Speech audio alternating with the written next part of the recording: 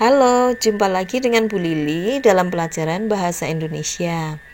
Mari kita buka buku paket kita, buku Pintar Bahasa Indonesia. Silahkan dibuka halaman 99. Nah, kita akan belajar tentang kata ganti, di mana sebenarnya kata ganti terdiri dari beberapa bagian. Ada 6. Nanti satu persatu akan kita pelajari. Yuk kita lihat dari PPT yang sudah Bu Lili sampaikan. Yuk kita perhatikan, kita akan lihat apa saja itu kata ganti. Yuk perhatikan. Nah, kata ganti pengertiannya adalah merupakan salah satu jenis kata yang berfungsi untuk menggantikan kata benda atau orang tertentu yang tidak disebut secara langsung. Nah, istilah untuk kata ganti biasanya sering disebut pronomina. Nah, mengapa digunakan kata ganti? Kata ganti dimaksudkan agar suatu kalimat itu disampaikan secara lebih efektif dan tidak bertele-tele, ya. Nah, sekarang kita akan lihat apa saja ciri-ciri dari kata ganti tersebut.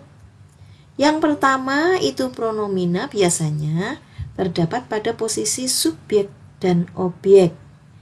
Nah, yang kedua, acuan pronomina itu tidak tetap atau berpindah-pindah tergantung pada siapa yang dibicarakan. Kemudian ciri yang ketiga, pronomina itu menyesuaikan konteks kalimat.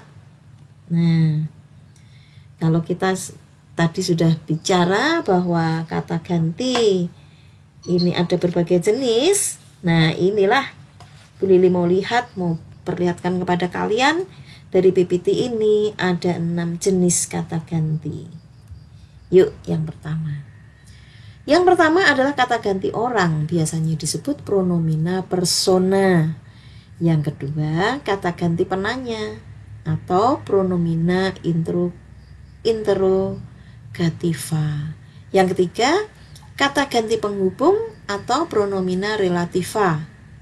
Sedangkan yang keempat, kata ganti penunjuk atau pronomina demonstrativa. Yang kelima, itu hanya kata ganti tidak tentu.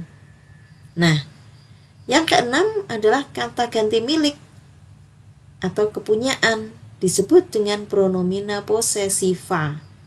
Sengaja Bu Lili blur yang nomor 1 atau nomor A sampai E.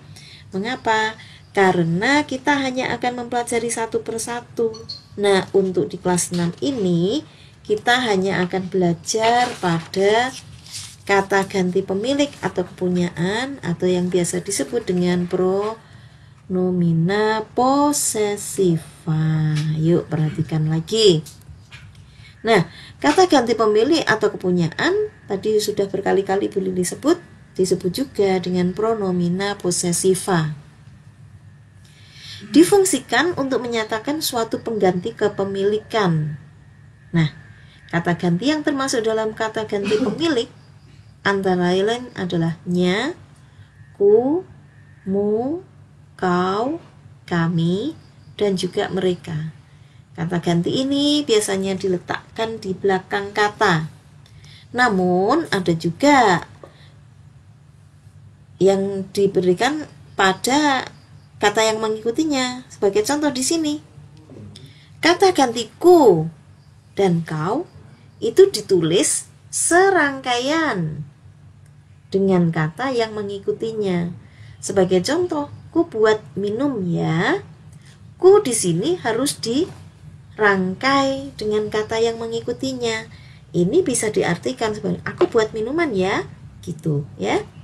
Begitu juga contoh yang kedua. Buku ini boleh kau baca, boleh kamu baca.